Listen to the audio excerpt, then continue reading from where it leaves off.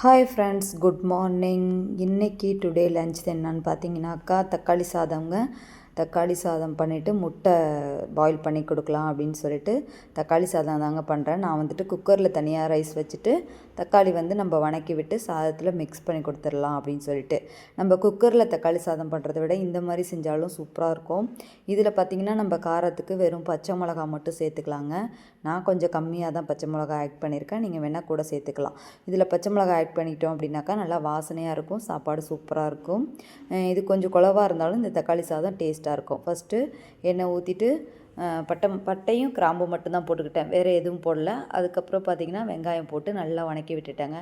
இன்றைக்கி இஞ்சி இல்லைங்க என்கிட்ட, சரி பரவாயில்லன்னு சொல்லிட்டு பூண்டு மட்டும் இருந்தது. பூண்டை நல்லா இடிகல்லில் வச்சு நல்லா தட்டிட்டு அதோடு சேர்த்துக்கிட்டேன். அதுக்கப்புறம் பார்த்திங்கன்னா பச்சை மிளகா கொஞ்சம் கம்மியாக தான் போட்டுக்கிட்டேன் நான், ஏன்னா பசங்க ரொம்ப காரமாக இருந்தால் சாப்பிட மாட்டாங்க, அதனால் போட்டேன். அதுக்கப்புறம் ஒரு 2 தக்காளி மட்டும் பொடிசாக கட் பண்ணி அதோடு சேர்த்து ஆட் பண்ணிக்கிட்டேங்க. போட்டு நல்லா வதக்கி விட்டுக்கிட்டேன். அதுக்கப்புறம் பார்த்திங்கனாக்கா ஒரு 3 தக்காளி அளவுக்கு பேஸ்ட் அரைச்சி சேர்த்துக்கிட்டேன். அப்போ தான் உங்களுக்கு கிரேவியாட்டம் வரும், அதனால் பேஸ்ட்டாக அரைச்சி சேர்த்துக்கிட்டேங்க. சேர்த்துட்டு அதையும் நல்லா வணக்கி விட்டாச்சுங்க.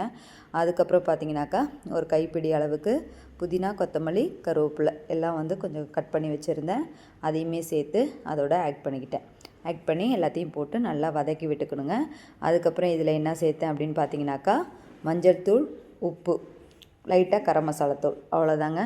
போட்டு தேவையான அளவு தண்ணி போட்டு கிரேவி மாதிரி கொதிக்க வச்சிடணுங்க. அதுக்கப்புறம் பார்த்திங்கன்னா பசங்களுக்கு ஸ்நாக்ஸ் ஆரஞ்சும் கிரேப்ஸும் ரெடி பண்ணி வச்சுட்டேன். அதுக்கப்புறம் வாட்டர் பாட்டிலில் தண்ணி எடுத்தாச்சு.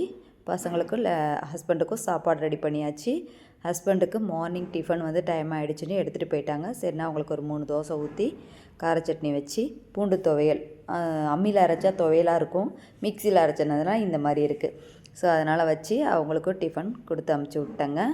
அதுக்கப்புறம் பசங்களுக்கும் சாப்பாடு ரெடி பண்ணி சாப்பாடு ஊட்டி விட்டுட்டு லஞ்சு பேக் பண்ணி பசங்களுக்கும் பாய் சொல்லி ஆட்டோவில் ஏற்றி விட்டு அனுப்பியாச்சு.